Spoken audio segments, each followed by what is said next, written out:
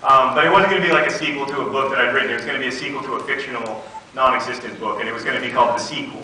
It was very clever. Unfortunately, like most very clever ideas, it was also finally pretty stupid. And it tortured me for a long time, and then I said, I don't think I can do this. And then I was like, you know what I'm going to do? I'm going to write a zombie apocalypse novel.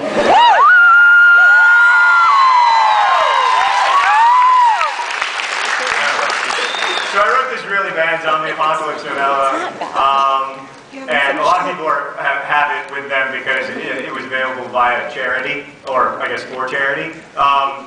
And I struggled with that for a long time. I was thinking, man, this zombie apocalypse novel is really going to go somewhere, and it didn't. Then I had this idea I was going to write a desert island novel, and I basically announced to the whole world that this was the new book. It was my desert island novel with a female narrator, and yeah, no.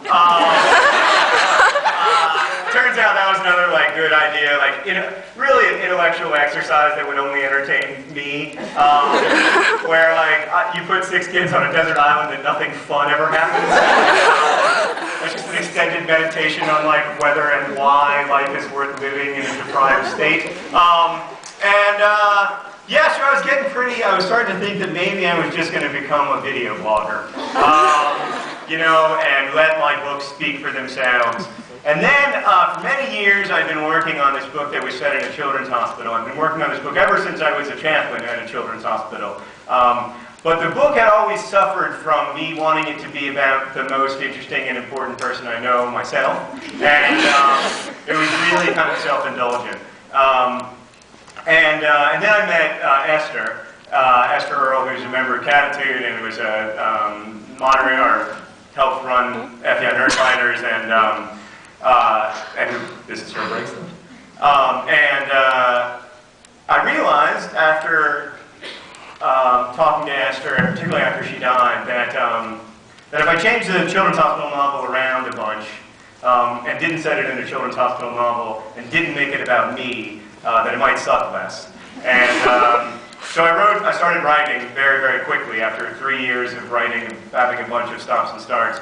And then I was able to write a better, hopefully, story. So the girl in the book, the narrator of the book, is a kid, 16-year-old kid with cancer. And I don't know, I think that's all I'm going to say. Oh, there's a boy.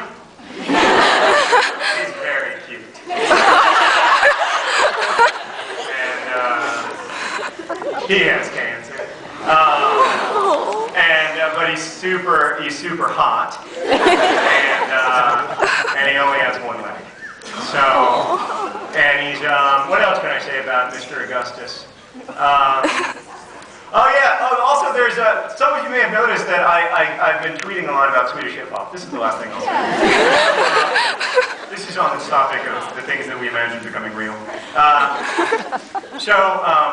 In this story, these 2 kids, they want to meet this author of a book that came out like 15 years before, and the author's very reclusive. He lives in exile in Amsterdam, and he's never written anything since his book came out 15 years ago. His book didn't do that well, but these 2 kids really like it, and it's kind of the reason that they're friends in the first place. The novelist, I'm not going to tell you much about him, I don't know, no spoilers, but he's obsessed with Swedish hip-hop music. And so to understand what it would be like to be obsessed with Swedish hip-hop music, I started listening to Swedish hip-hop music. It's fantastic. It's so much better than hip-hop music in any other language. And this is yet another example of the things that we imagine becoming real. I was like, I think I'll write a story about a Swedish hip-hop guy who likes Swedish hip-hop, and then I was like, I am a guy who likes Swedish hip-hop. So yeah. So I hope that you guys like the new story. It's going to come out in the spring of 2012. I have a lot of work to do on it, but I'm excited for you to read it. I'm excited to dedicate to Esther. I just talked to her family a couple days ago, and they were really nice about that, and understanding about it, and really cool about it. So anyway, geez, there are a lot of people here. Thank you. Don't